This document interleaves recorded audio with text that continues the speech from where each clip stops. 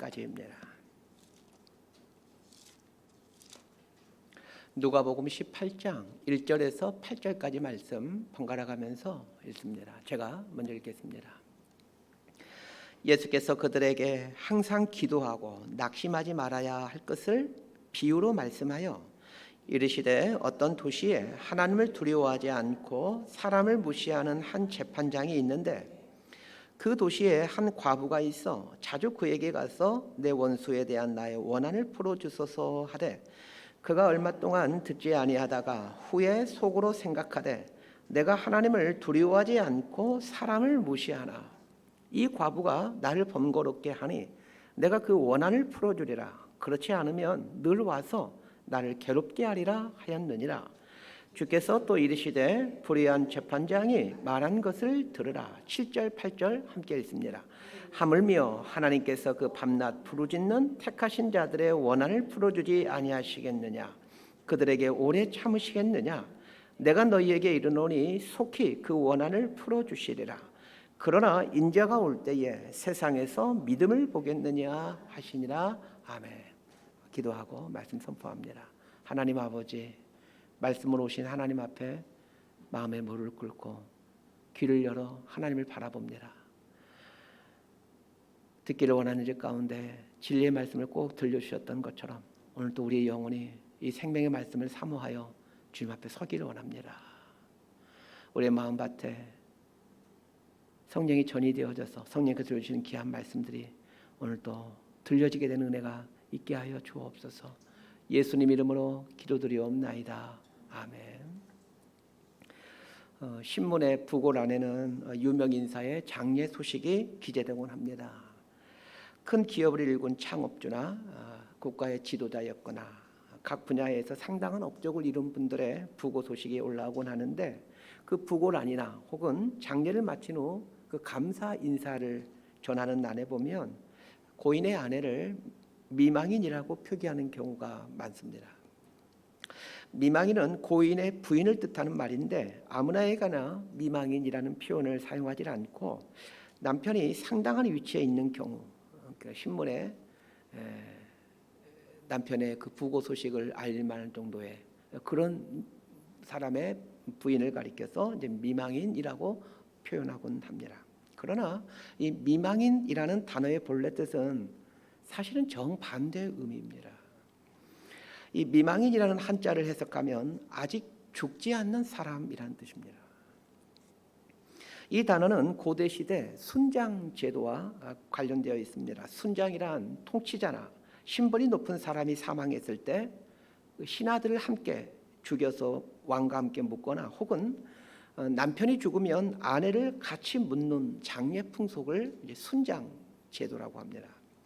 순장 제도와 관련해서 생겨난 말인데 이 미망인이라는 말은 남편이 죽어 남편과 함께 같이 묻어져야 되는데 아직 죽지 않는 사람이라는 뜻입니다.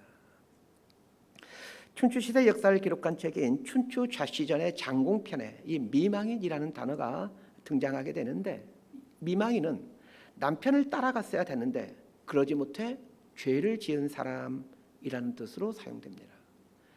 즉 남편과 사별한 여자가 스스로를 낮추어 이르는 말로 사용되었던 단어입니다. 그런데 시간이 지나면서 이 단어는 180도 달라져서 신분이 높은 남편을 여인 아내를 일컫는 말로 사용되고 있습니다. 오늘은 과부에 대한 이야기를 해보려고 합니다.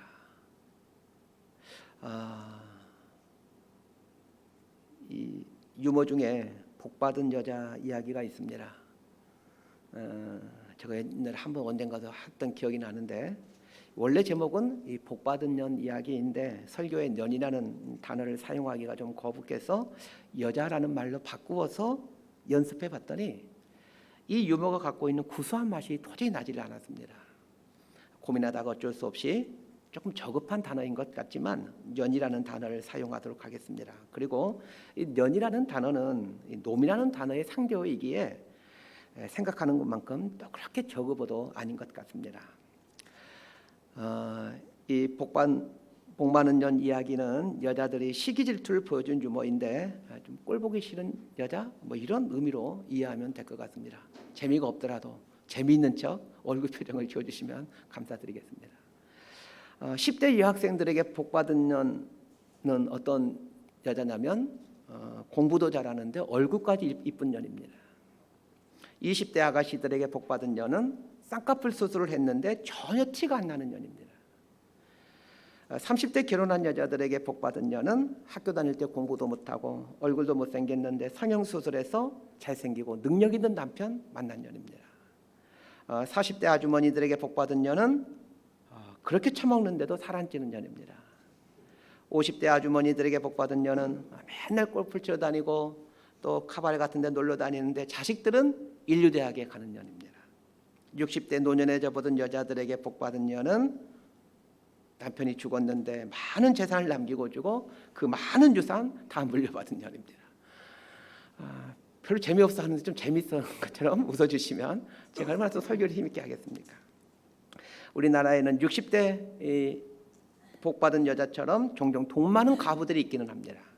그러나 고대 이스라엘에서 과부는 하나같이 비참한 삶을 살아야만 했습니다. 고대 이스라엘에서 남편이 죽게 되면 여자는 두 가지 중에 하나를 선택해야 됩니다. 첫 번째는 친정으로 돌아가는 방법입니다. 그런데 친정으로 돌아가고자 한다면 결혼할 때 신랑이 준 그 결혼 지참금을 반환하고 돌아가야 합니다. 또 하나의 선택은 고대 이스라엘에서는 지파와 가문별로 공동체를 이루고 살았는데 남편이 일찍 죽게 되면 가문과 지파의 종이 되어 사는 것입니다. 그러니 이스라엘 사회에서 과부가 된다는 것은 가장 비천한 상태로 전락한다는 뜻입니다. 오죽했으면 하나님도 나는 고아의 과부의 하나님이다 라고 말씀하시며 이 고아만큼 불쌍한 사람들이 과부라고 하셨겠습니까? 여러분들 얼굴 표정을 보니까 목사님 혹시 70대 복받은 년은 이야기는 없습니까? 이런 표정이어서 70대 복받은 여자 이야기도 해줘야 될 것 같습니다. 70세 복받은 년 이야기 해줄 테니 설교 잘 들으시길 바랍니다. 70대 복받은 년은 한평생 가진 죄를 다 짓고 지 하고 싶은 대로 살다가 70 넘어 예수 믿고 천국 간 년이랍니다. 오늘 본문은 예수님의 비유인데 일명 불의한 재판장 비유입니다. 그런데 예수님께서 친절하게도 이 비유를 해주시는 목적을 이제 분명하게 말씀해 주십니다. 이 비유를 해주는 목적은 항상 기도하고 낙심하지 말아야 된다. 이걸 말해주기 위해 이 비유를 말씀해 주십니다. 먼저 오늘 본문 말씀을 보기 전에 전체 그림 속에서 오늘 본문이 차지하고 있는 위치를 보셔야 됩니다. 오늘 본문은 지난 시간 본문이었던 누가복음 17장 20절부터 37절까지의 연속선상에 있습니다. 지난 시간 본문이 무엇에 대한 이야기였습니까? 지난주 설교 제목이 하나님 나라의 현재와 미래였습니다. 지난주 설교 주제가 하나님 나라였는데 하나님 나라라는 말이 나오면 무슨 말을 생각하라고 했습니까? 영어로도 말해주었는데 already, not yet. 이미, 그러나 아직이라는 말을 생각하라고 했습니다. 하나님 나라는 2000년 전 예수님이 오시면서 이미 시작되었고 그리고 예수님의 재림하심으로 완성된다. 그래서 not yet, 아직은 아니다. 이런 의미라고 말씀드렸습니다. 지난 시간 본문의 대부분의 내용이 예수님의 재림으로 하나님의 나라가 완성이 되는데 그 예수님 재림할 때까지 이 땅에 어떤 일들이 일어나는가에 대한 이야기가 지난 시간 본문의 대부분을 차지하고 있었습니다. 오늘 본문은 이 하나님 나라가 완성될 때까지, 즉 예수님이 재림하실 때까지 우리 그리스도인들은 어떻게 살아야 되는가에 대한 이야기입니다. 지난 시간에 예수님이 재림할 때까지 이 땅에 일어나는 세 가지 일에 대해서 말씀드렸습니다. 첫 번째가 가짜 그리스도가 곳곳에서 출현한다라는 것이었습니다. 두 번째가 예수님의 재림에 대해서 사람들이 전혀 의식하지 않은 채 살아간다는 것이었습니다. 세 번째가 사람들이 돈을 사랑한다는 것이었습니다. 예수님 말씀처럼 예수님의 재림이 가까워질수록 위에서 말한 세 가지의 모습이 일상적인 일이 되어갈 것입니다. 그리고 사실 이런 모습은 지금의 일상이 되어가고 있습니다. 예수님의 재림이 가까워지면 이런 혼돈의 세상이 되는데 이런 혼돈의 세상에서 예수 믿는 사람들은 어떻게 살아가야 되는가를 말해주는 것이 오늘 본문입니다. 첫 번째 구절인 1절에서 예수님이 재림할 때까지 그리스도인들은 어떻게 이 마지막 세대를 살아가야 될 것인가를 말해주는 답이 나옵니다. 자, 1절 말씀 우리 함께 보도록 하겠습니다. 시작. 예수께서 그들에게 항상 기도하고 낙심하지 말아야 될 것을 비유로 말씀하여. 예수님이 재림할 때까지 그리스도인들이 어떻게 살아야 됩니까에 대한 답은 항상 기도하고 낙심하지 않는 것입니다. 누가 만약 예수님 재림할 때까지 믿는 사람들은 어떻게 살아야 됩니까? 물으면 주저없이 말씀하시길 바랍니다. 항상 기도하고 낙심하지 말고 살아야 됩니다. 이렇게 답을 하시길 바랍니다. 자, 한번 실습해 보겠습니다. 예수님 재림할 때까지 예수님 재림이 가까울수록 예수 믿는 사람들은 어떻게 살아야 됩니까? 여러분 이거 하나만 기억하고 이 말씀대로 실천하고 살아도 신앙생활 잘 할 수 있습니다. 자, 그런데 항상 기도하고 낙심하지 않고 살고 싶은데 문제가 있습니다. 해보셔서 알겠지만 항상 기도하는 게 쉽지 않다라는 것입니다. 왜 항상 기도하는 게 쉽지 않을까요? 기도한 대로 된다라면 항상 기도하며 살 수 있을 텐데 문제는 기도한 대로 되지 않는다라는 것입니다. 기도한 대로 된다라면 얼마나 재밌고 신나겠습니까? 오늘 예배 시간에 하나님 오늘 가다가 로또를 살 건데 오늘 저녁에 로또 당첨되게 해주세요. 이렇게 할 때마다 기도 응답되면 얼마나 신나고 즐겁겠습니까? 매일 기도할 것 같습니다. 오늘 본문은 마지막 시대를 살아가는 그리스도인의 삶의 방식이 기도이다라는 것을 말해주면서 동시에 기도가 무엇인지를 예수님 알려주십니다. 예수님께서 항상 기도하라 그렇게 말씀하셨고 바울도 데살로니가전서에서 쉬지 말고 기도하라 라고 말씀하셨는데 문제는 항상 기도한다는 것이 어렵다는 것입니다. 근데 위에서도 설명드렸지만 왜 항상 기도하는 게 어려울까요? 기도한 대로 응답되지 않기 때문입니다. 기도한 대로 응답되지 않기 때문에 기도도 안 되는구나 낙심하게 되고 그래서 기도를 중단하거나 멀리하게 됩니다. 자, 2절에서 5절까지 말씀 우리 함께 보도록 합니다. 시작. 이르시되 어떤 도시에 하나님을 두려워하지 않고 사람을 무시하는 한 재판장이 있는데 그 도시에 한 과부가 있어 자주 그에게 가서 내 원수에 대한 나의 원한을 풀어주소서 하되 그가 얼마 동안 듣지 아니하다가 후에 속으로 생각하되 내가 하나님을 두려워하지 않고 사람을 무시하나 이 과부가 나를 번거롭게 하니 내가 그 원한을 풀어주리라. 그렇지 않으면 들어와서 나를 괴롭게 하리라 하였느니라. 먼저 이 비유에 대한 잘못된 해석부터 말씀드리겠습니다. 그동안 많은 목회자들이 이 비유를 잘못 설교해 왔습니다.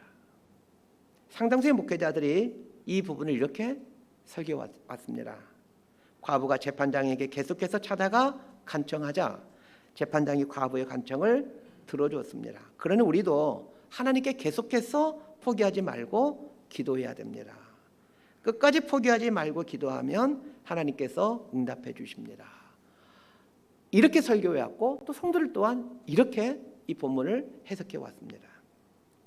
그러나 이 비유는 끈질기게 기도하라 그 이야기가 아닙니다. 사실은 정반대의 이야기입니다. 하나님을 경외하지 않고 사람을 무시한 불의한 재판장도 하찮은 과부의 간청에 대해 귀찮아서라도 들어주었다라면 사랑이 많으신 하나님께서 어찌 우리의 간구를 속히 들어주지 아니하시겠느냐 이것입니다.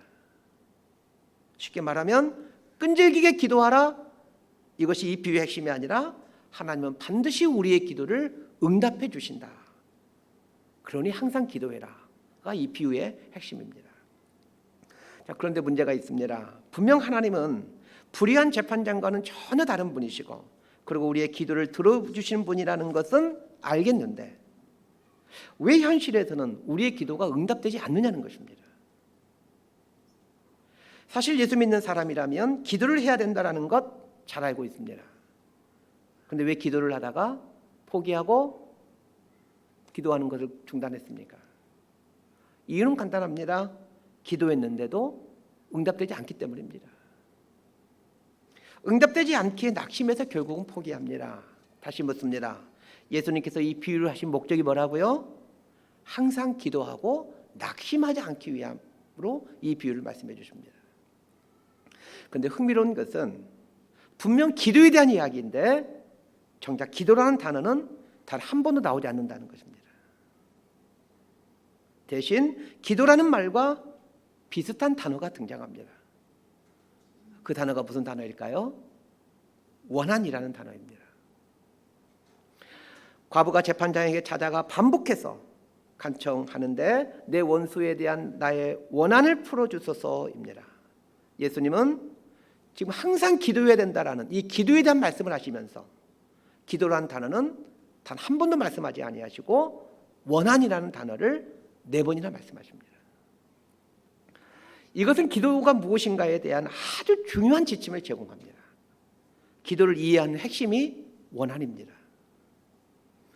비유를 보면 과부에게 어떤 원한, 억울한 일이 있었던 것으로 보여집니다. 그 일이 구체적으로 무슨 일인지는 알 수 없습니다. 원한이라고 번역된 부분을 다른 번역본에서는 그리고 영어 번역본과 그리고 원어 성경에서는 어떻게 이 부분을 번역하고 있는지를 참고해 보겠습니다. 먼저 한글로 된 우리 한글로 된 번역 성경들 보게 되면 어떤 번역본에서는 원한을 풀어주소서 이렇게 번역된 성경이 있고 또 어떤 곳에서는 원통함을 풀어주십시오 이렇게 번역되는 성경도 있고 또 어떤 성경에서는 권리를 찾아주십시오 이렇게 번역되어 있기도 하고 어떤 성경에서는 억울함을 풀어주십시오 이렇게 번역되어 있습니다. 자, 그러면 영어 성경에서는 이 원한을 어떤 단어를 쓰고 있을까요? justice, 정의라는 단어를 쓰고 있습니다.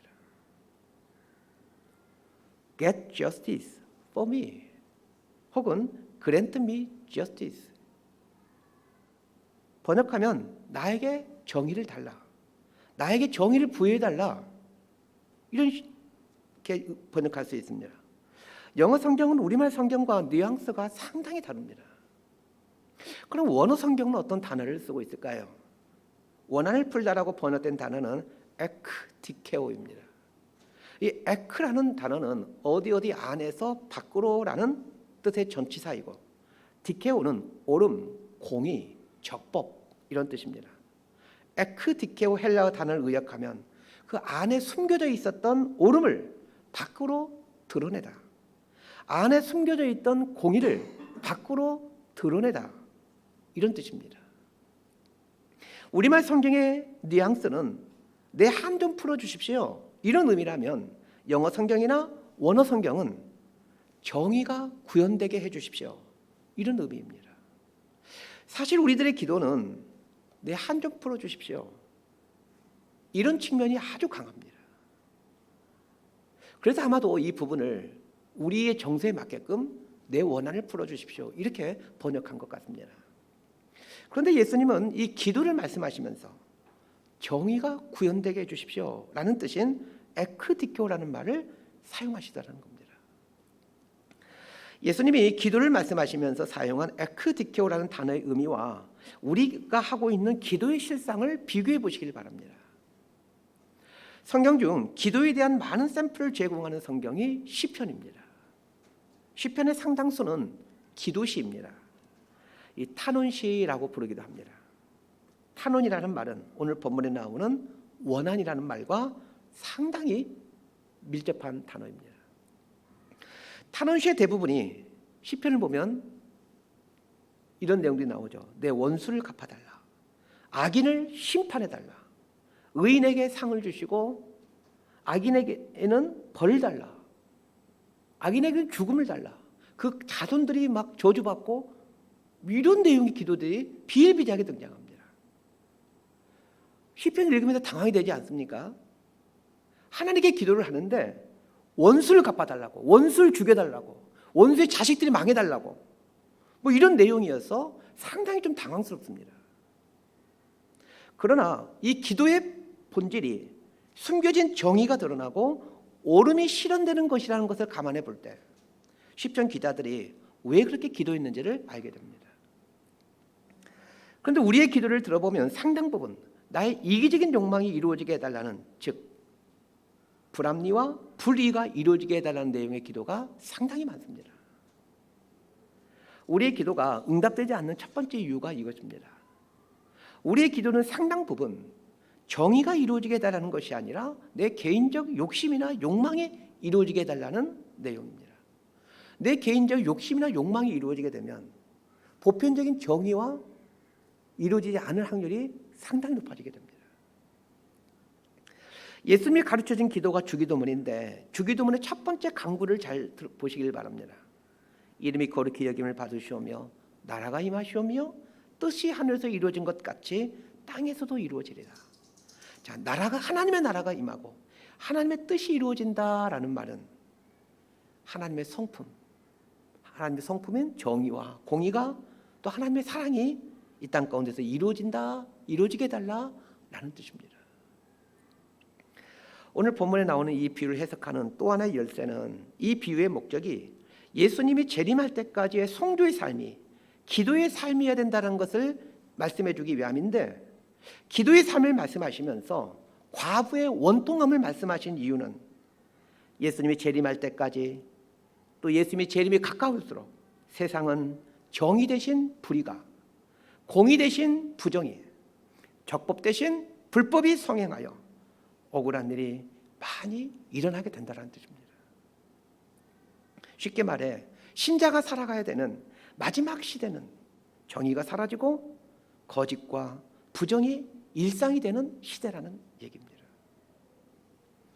과부의 원통함, 오늘 본문에 나오는 이 과부의 원통함이라는 단어를 깊이 묵상해 보시길 바랍니다. 과부이기 때문에 과부가 된 것 그 하나만으로도 사는 게 힘이 되는데, 둘러싼 환경이 억울함과 원통함이 가득하다라면 사는 게 얼마나 힘이 들겠습니까? 그런데 그리스도인에게 있어서 마지막 시대란 마치 과부의 원통함 같은 이런 시대라는 뜻입니다. 여러분, 사는 게 힘드셔야 합니다. 예수님의 재림이 가까워질수록 신자가 살아가는 삶의 자리는 버겁고 힘들 수밖에 없습니다. 세상에서의 삶만 버겁고 힘든 것이 아닙니다. 교회 생활도 힘들고 버거워야 합니다. 예수님의 재림이 가까울수록 교회 생활하는 게 힘들어야 합니다. 취미 생활하듯 교회 다니면 힘들지 않습니다.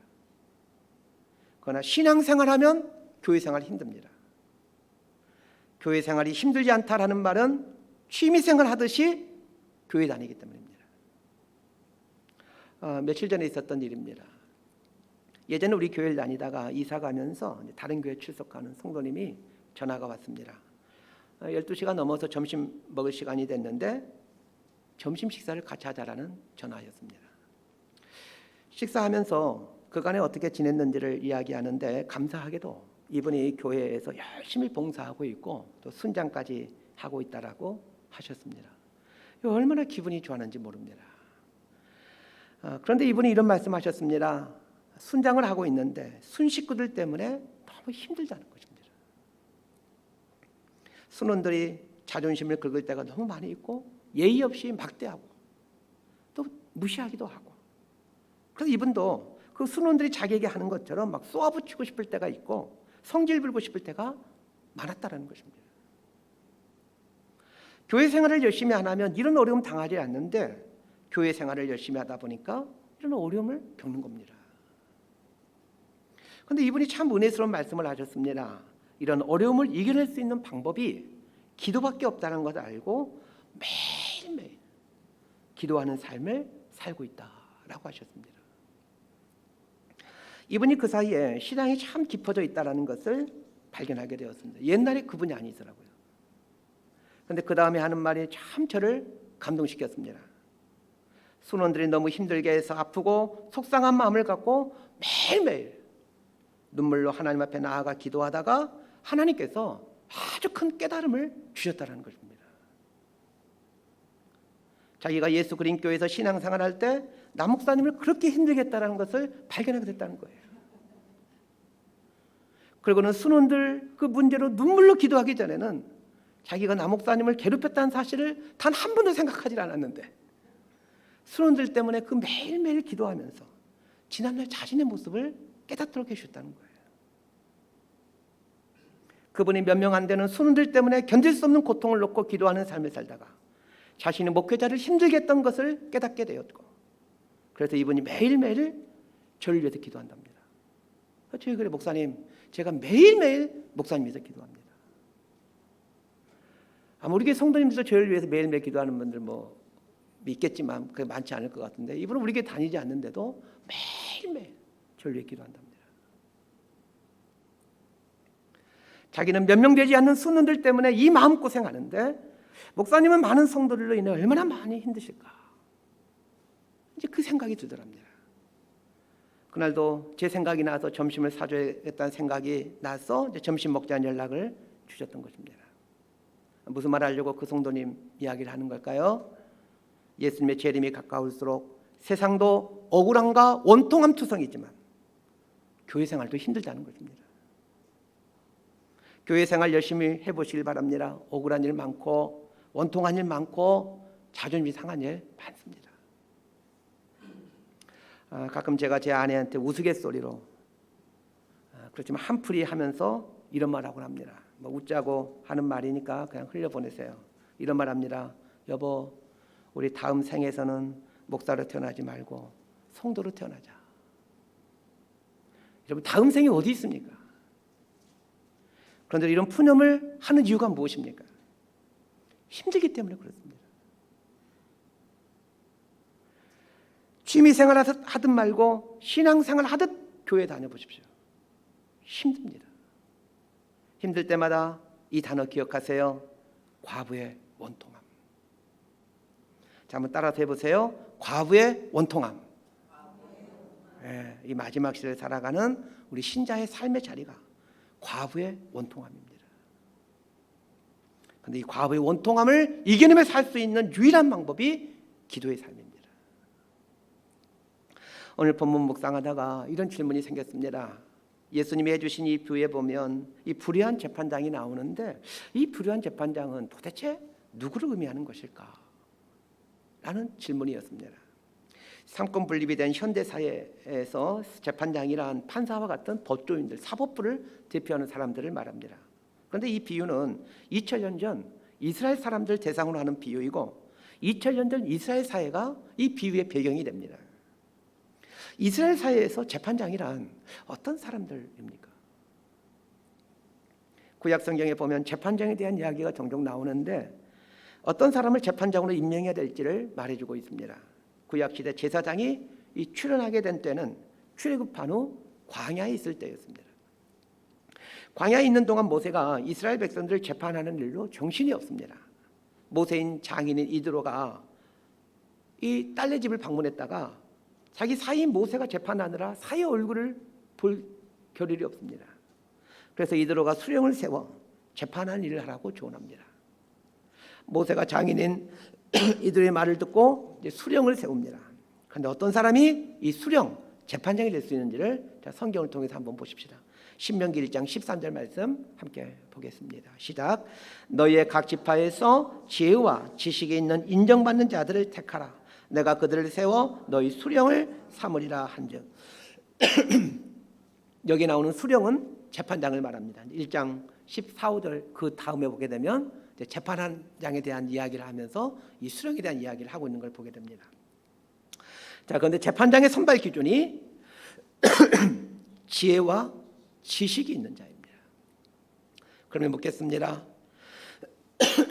율법 사회인 이스라엘에서 지혜와 지식이 있는 자란 누구이겠습니까? 잠언서에 보면 여호와를 경외하는 것이 지혜의 근본이다라고 말하고 있습니다. 지혜로운 사람이란 하나님 경외하는 사람을 말합니다. 재판장의 첫 번째 자질이 지혜, 즉 하나님을 경외하는 사람이어야 된다는 겁니다. 두 번째 자질이 지식인데 여기서 말한 지식이란 어떤 지식이겠습니까? 두말할 것 없이 율법, 즉 말씀에 대한 지식입니다. 정리하면 재판장은 하나님을 경외하는 사람이면서 말씀에 박식한 사람이 해야 된다는 얘기입니다. 자, 그러면 묻겠습니다. 오늘날 하나님을 경외하고 말씀에 박식한 사람이란 누구입니까? 하나님 말씀을 가르치는 저 같은 목사 아닐까요? 그래서 저는 오늘 본문에 나오는 재판장을 생각하다가 저 같은 목사님들이 생각이 났습니다. 그런데 비유에 등장하는 이 재판장은 하나님을 두려워하지 않고 사람을 무시하는 재판장이라고 말하고 있습니다. 이스라엘에서 재판장이란 하나님을 경외하고 말씀에 대한 지식이 많은 사람으로 하나님 말씀에 따라 판결하는 사람인데, 이 비유에 등장하는 재판장은 하나님을 두려워하지 않고 사람들을 무시하는 재판장입니다. 무슨 말입니까?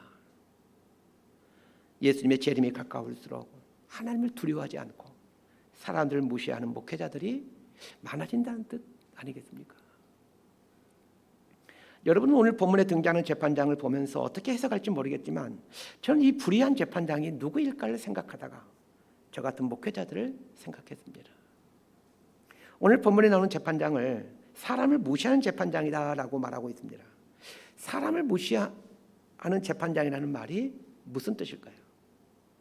과부 같은 가난한 사람을 무시하는 재판장이라는 말로 가난하고 배우지 못한 사람들을 무시하는 사람이라는 뜻이고, 또 재판할 때 뇌물을 받고 재판하는 사람이라는 뜻입니다.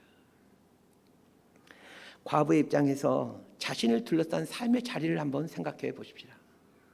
과부라는 상황만으로도 사는 게 충분히 힘이 드는데 억울한 일까지 있습니다. 그런데 억울함을 해결해 줘야 될 재판장마저 과부 같은 돈 없는 사람을 무시하는 불의한 재판장입니다. 완전한 절망 아닙니까? 그런데 예수님의 재림이 가까울수록 이런 완전한 절망의 시대가 된다는 것입니다. 시대의 최후의 양심이라고 하는 목회자들에게서 오늘날 우리는 무슨 희망을 찾을 수 있습니까? 그런데 여러분, 이 과부가 이러한 완전한 절망의 상황인데도 어떻게 합니까? 포기하지 않고 정의가 드러나게 해달라고 요청하지 않습니까? 예수님께서 말씀하고 싶은 것이 이것입니다. 예수님의 재림이 가까울수록 불의와 불법이 많아지므로 극한 절망의 상황이 펼쳐지게 될 것이다. 정의를 드러내야 될 재판장들마저 하나님을 두려워하지 않고 사람들을 무시하고 돈을 받길 거다.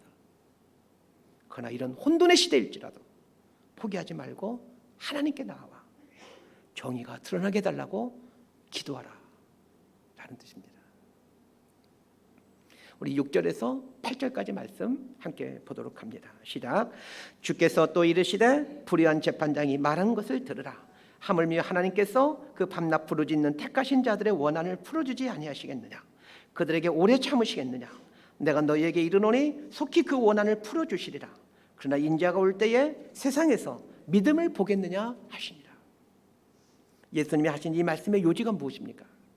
정의가 구현되고 옳음이 드러나게 해달라는 원통함을 호소하는 성도들의 기도를 하나님이 반드시 들어주시고 응답하신다는 겁니다. 불의한 재판장도 과부의 이 억울함을 들어줬는데 사랑이신 하나님이 어찌 속히 응답하지 않으시겠냐는 것입니다. 하나님이 속히 응답하시기에 낙심하지 말고 항상 기도하는 삶을 살라는 겁니다. 위에서 예전에 우리 교회에서 신앙생활하던 한 성도님에 대한 이야기를 했습니다. 그분이 순장을 하면서 순원들로 인해 수모를 겪고 자존심 상하는 아픈 마음을 갖고 매일매일 하나님께 나아가 기도의 삶을 산다라고 했습니다. 그 성도님의 기도가 응답되었을까요? 응답되지 않았을까요? 위에서 말씀드렸잖아요. 이분이 매일매일 기도하면서 무엇을 깨닫게 되었다고 했습니까? 자신이 예전에 예수 그리스도 교회에서 신앙생활을 하면서 목사님을 그렇게 힘들게 했다는 것을 깨닫게 되었다고 말씀드렸잖아요. 그것이 기도응답 아닙니까? 그분의 고백이 이렇습니다. 목사님께서 오랫동안 참고 계셨구나. 그러면서 자신의 순원들에 대해 오래 참을 수 있는 힘이 생기다는 말씀을 하셨습니다. 반대로 한번 생각해 보십시다. 그분이 순장을 하다가 마음이 상하고 힘들어서 내가 왜 이런 꼴 당해야 돼? 하면서 순장을 그만뒀다라고 해보십시다. 순장을 그만두거나 혹은 기도를 중단했다라면 그분이 이 깊은 진리를 깨달을 수 있었겠습니까? 또한 순원들에 대해 오래 참고 인내하는 삶을 터득할 수 있었겠습니까? 그분이 기도의 삶을 중단했다라면 그분의 삶에는 어떤 하나님의 응답도 일어날 수 없었을 뿐만 아니라 낙심한 채 삶을 살고 있을 겁니다. 거기서 그치지 않고 예전처럼 자기를 케어해주는 순장님을 힘들게 하고 자기 교회 목사님을 힘들게 하는 삶을 살고 있을 것입니다. 순장을 하면서 겪게 되는 아픈 마음을 갖고 하나님께 매일매일 나아가기에 항상 기도하고 낙심하지 말라, 속히 응답하겠다라는 예수님 말씀처럼 기도가 응답되었습니다. 오늘 본문에서 예수님이 항상 기도하고 낙심하지 말라, 그리하면 속히 응답하겠다라고 말씀하셨지만, 그러나 속히 응답하리라 이 말은 예수님께는 속히일지는 모르겠지만 사실 우리들에게는 너무 긴 시간입니다. 하나님께 기도한다고 바로바로 응답되는 것이 아닙니다. 아마 여러분 그런 경험이 있으실 겁니다. 같은 기도 제목을 가지고 기도하는데 계속 기도하면서 시간이 지날수록 처음과 다르게 기도하는 경험들이 있으실 것입니다. 처음에는 이렇게 해달라고 기도했는데 계속 기도하면서 전혀 다른 내용의 기도를 하고 있는 그런 경험도 분명히 있을 겁니다. 이것이 기도 응답입니다. 그런데 이 기도 응답까지 결코 짧은 시간이 아닙니다. 하나님께는 짧은 시간일지 모르겠지만 우리들에게는 너무 긴 시간입니다. 기도의 응답은 하나님께는 속히일지 모르겠지만 그러나 우리들에게는 너무나 긴 시간입니다. 그러나 이 긴 침묵의 시간 동안 우리는 진통하면서 전혀 다른 차원의 기도를 배워가고, 그리고 무엇보다도 예수님의 인내를 배워갑니다. 여러분, 이 말씀 앞에서 실망할지 모르겠지만 만약 저에게 매일매일의 새벽 기도 시간이 없었다면 전 진작 목회를 중단했을 겁니다. 기도를 통해 예수님의 인내를 배워갑니다. 예수님의 인내를 배우게 되는 것, 이것이 기도 응답 아니겠습니까? 말씀 정리합니다. 누가복음 2장에는 예수님의 탄생과 관련한 기사가 등장하는데 다른 복음서에는 전혀 언급되지 않는 아주 독특한 내용이 나옵니다. 예수님이 태어난 직후 정결 예식을 치르러 부모 품에 안겨 예루살렘 성전에 그 아기 예수님이 이제 부모님과 함께 올라가는데, 그 성전에서 오랜 세월 동안 메시아를 기다려왔던 두 노인을 만나게 됩니다. 한 사람은 시몬이라는 할아버지고 다른 한 사람은 안나라는 할머니입니다. 이스라엘은 기원전 586년 바벨론에게 멸망하면서 계속해서 여러 강대국의 식민 통치를 받아와야만 했습니다. 바벨론의 식민 통치를 받다가 페르시아의 통치를 받고 이어서 헬라의 식민 통치를 받게 되고 이어서 로마의 압제를 받게 됩니다. 그 기간이 무려 500년이 넘습니다. 수백 년의 억울하고 원통한 식민 통치를 이겨낼 수 있는 힘이 있었다면 메시아가 오셔서 그 옛날 이스라엘의 다윗 왕국처럼 그 위대한 왕국을 만들어갈 것이라는 희망계사였습니다. 이 믿음과 희망이 이스라엘 백성들 수백 년 동안의 식민 통치를 견도게 하는 힘이었습니다. 그런데 예수님이 태어날 때쯤에는 이 메시아 대망 사상이 거의 사그러들고 맙니다. 오겠다라고 했던 메시아가 수백 년 지나도 올 기미를 보이지 않았기 때문입니다. 그래서 사람들은 절망하고 포기한 상태였습니다. 그런데 이런 완전 절망의 시대에 시몬이라는 할아버지와 안나라는 할머니는 평생에 성전에 가서 기도하며 이 메시아를 기다립니다. 시간이 흘러 이제 죽음을 얼마 남겨놓지 않게 되었습니다. 죽음을 얼마 남겨두지 않고 마지막 힘을 다해 성전에 갔는데 그날 그 아기 예수님을 발견하게 됩니다. 시몬이 아기 예수님을 보고 어떤 고백을 했는지 한번 보십시다. 우리 누가복음 2장 28절과 29절 말씀 자막을 보고 함께 읽습니다. 시작. 시몬이 아기를 안고 하나님을 찬송하여 이르되 주제여 이제는 말씀하신 대로 종을 평안히 놓아 주시는도다. 29절에 나오는 이제는이라는 단어에 집중해 보십시다. 죽을 날이 며칠 남지 않은 상태였다는 것을 알게 됩니다.